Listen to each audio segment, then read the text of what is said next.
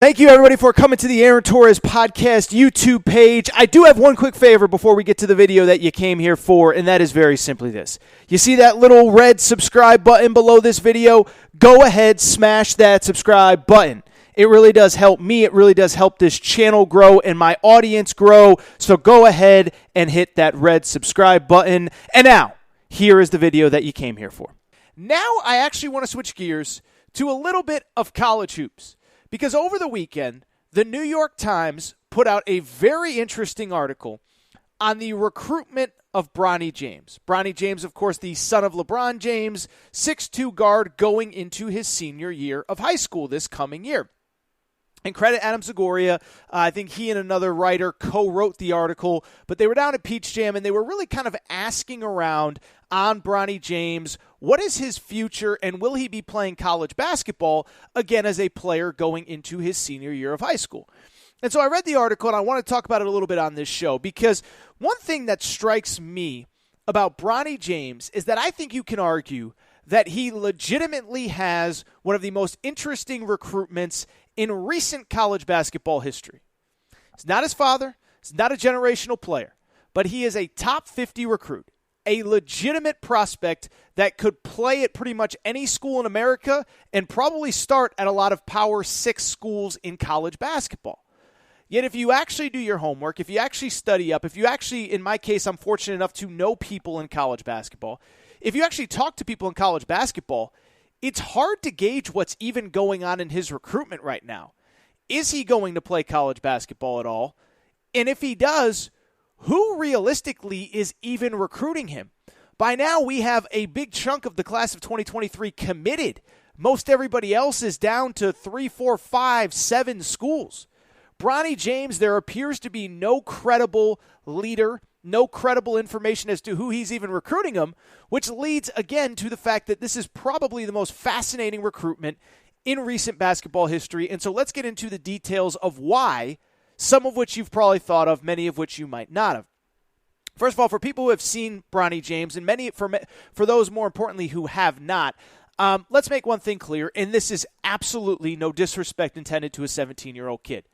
Just because his name is LeBron James Jr., he does not have the game of his father, which is okay because literally maybe nobody in the history of high school basketball has ever had the game of LeBron James, maybe the greatest high school basketball player of all time. Bronny is a really good player. He's just very different than his dad. He's about 6'2". He's a guard.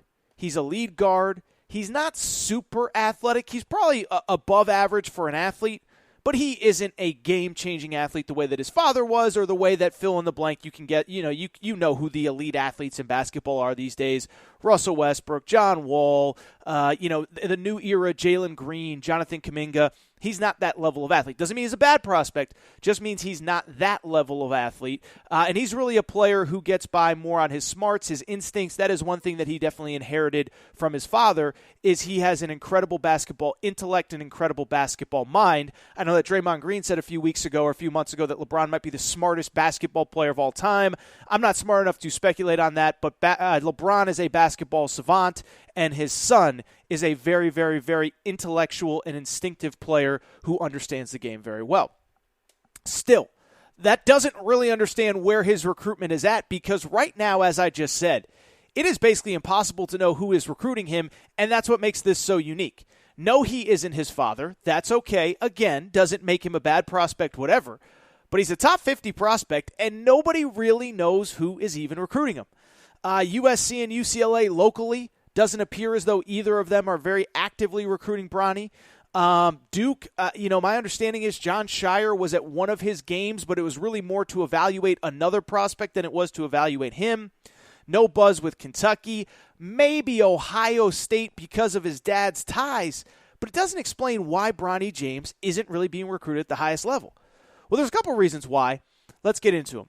The first one, as best as I understand it, I think it's kind of tough to recruit him because of who he is and his prominence and his fame if he isn't a guy that can immediately come in, contribute right away, be a difference maker, be an X factor, be a superstar.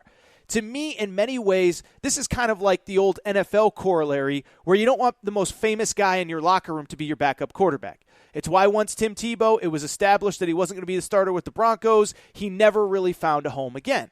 It's because when you bring Tim Tebow in, the fans clamor for it, the media clamors for it. The second that your starting quarterback does something bad, they want Tim Tebow in. It's why Cam Newton is struggling to get a backup job right now, because Cam Newton is such a fascinating talent that if he is not starting, it is immediately going to be a push by the fans the second that your starting quarterback struggles to get him into games.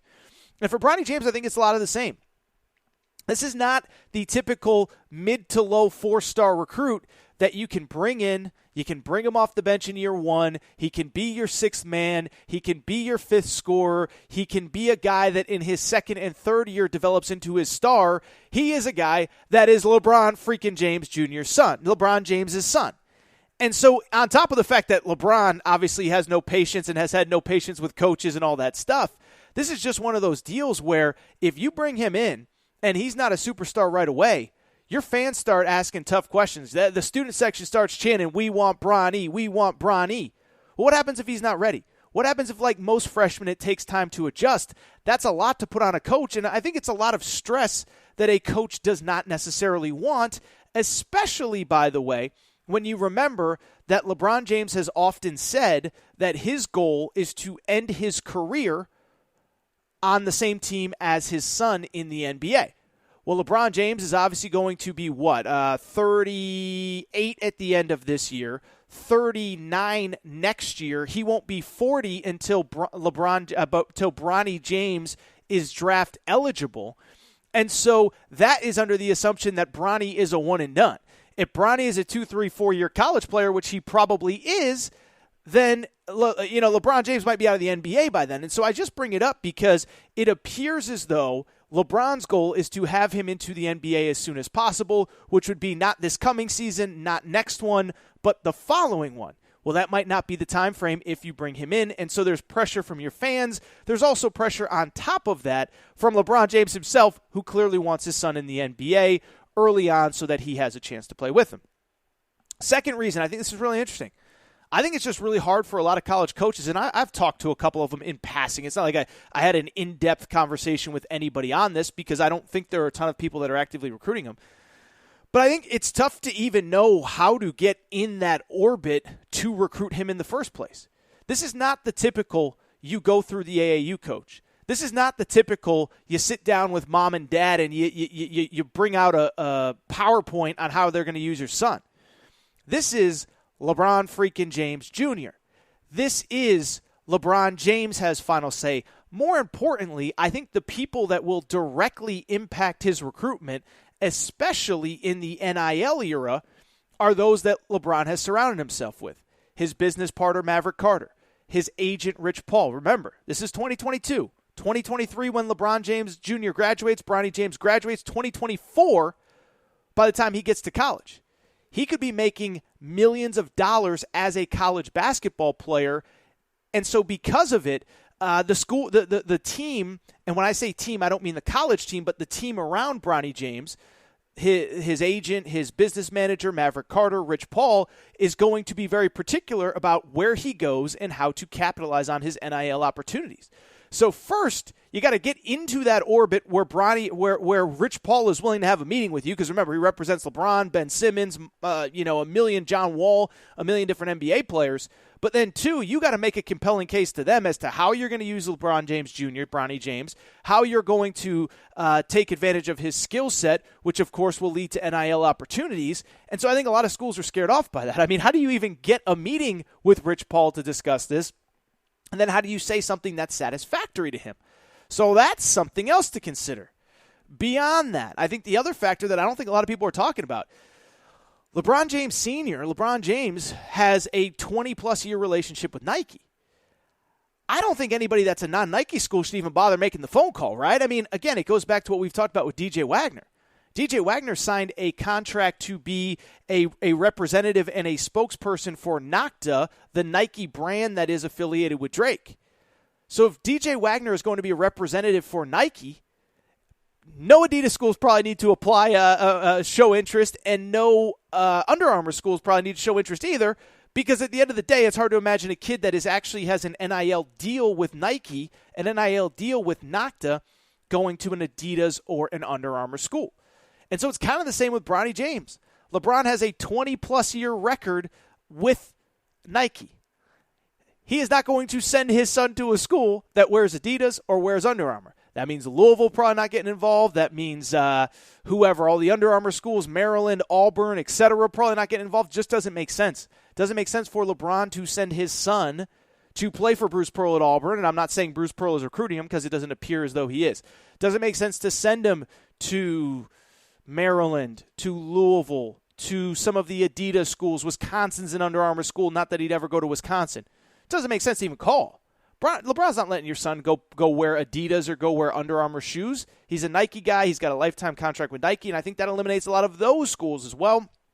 And then finally, and I think this is the important X factor, I think there's just a belief that he might not ever play college basketball to begin with, that he might go a pro route, that he might do something strange in that 1 year to get him to the NBA as fast as possible, as we've discussed, to play with LeBron in LeBron James's age 40 season. And so if he does go to the G League Ignite, if he does go overseas, if he does just train for a year rather than playing major college basketball, I think there's a lot of coaches that are just saying, we don't believe he's going to play college basketball. And if he does, the chances of him coming to our school are so slim that it's not even worth going through the process of recruiting him for all of the other reasons that we said. We don't know how to get in touch. We don't think he's going to be a day one superstar right away. And so I think when you look at all of those things, it turns into just a fascinating microscope of what is going on in LeBron James Jr.'s recruiting.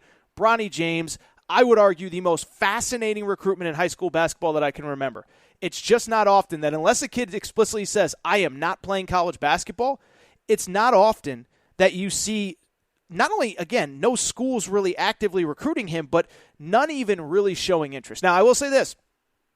If whether it's LeBron or whether it's Bronny or whoever says, hey, we very much want to play college basketball, somebody will be interested. Somebody will step up. And as we've seen a million times in college basketball, for whatever reason, somebody will take that kid because the spotlight that it'll put on their program. Reminds me a little bit of Penny Hardaway taking Amani Bates late last summer. The upside was through the roof. It didn't work out with Amani Bates. It worked out fine for Memphis. They make the NCAA tournament, beat Boise State in round one. But the upside of having Amani Bates in your program is just too great. And I do believe that if LeBron James or Bronny or whomever said we are very much planning on playing college basketball, then I do believe interest would ramp up. But again, it just comes down to who is actually interested, who is actually able to recruit him, who's able to even get access to him, and what it even looks like going forward.